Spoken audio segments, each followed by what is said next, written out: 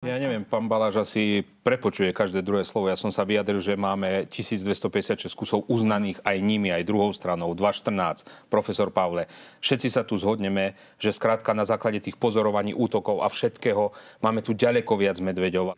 A vezmime si, že pomer pohlavia preukázateľný na základe všetkých pozorovaní odstrelu synantropných medveďov za tie roky, aj všetkých zrazených medveďov na ceste je 2:3 v prospech medvedíc. To znamená, že keď prerátame, že 800 medvedí z toho počtu 1256 nám každé 2 roky vrhne v priemere 3. Tak to vypočítajte si, že prírastok máme tu dneska okolo 1000 medveďov ročne. A k tomuto číslu sa nejakým spôsobom musíme prepracovať aj odstrelom, ak chceme zachovať zdravú, dnes už premnoženú populáciu. A to sme nespravili do nej ešte výrazný zásah.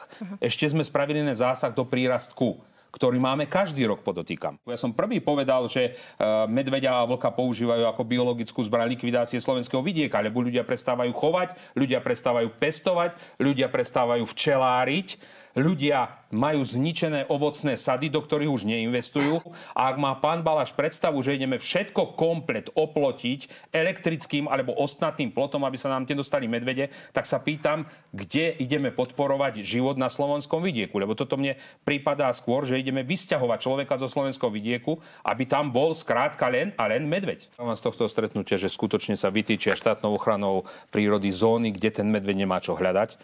Bude musieť byť absolútne úzka spolupráca s užívateľmi poľovných revírov, kde tí poľovníci výrazne pomôžu, lebo vzhľadom na počet členov zásahového tímu, ktorý je 29, tak jednoducho nie je šanca, aby sme dokázali danú oblasť obstrieľať, obpoľovať a jednoducho tie synantropné jedince z tej zóny, ktorá sa vytýči, dať preč. Musí mať zásah v rámci celého Slovenska, nielen v rámci Kokavských lúk, kde máme teraz momentálne problém. Čiže tam je naozaj druhá otázka, aby ministerstvo životného prostredia vyčlenilo prostriedky bezprostredne na to, aby boli dohodári, poľovníci súčasťou zásahových tímov ako dobrovoľní. Členovia zásahových tímov musia byť finančne hodnotení, pretože dneska sa pohybujú platy členov zásahových tímov okolo 800 eur hrubom. Za to vám nikto nebude v tej prírode 24/7, kde musia každého jedinca opisovať od rána do večera a zo zásahového tímu spravili doslova do písmena sekretárky, ktoré inšie nerobia, len odpovedajú atakom príslušných mimovládnych organizácií, ktoré potrebujú dokázať nečinnosť týchto tímov. Aj toto je ďalší fenomén tejto doby, ktorú bohužiaľ sa s ňou vyrovnávame.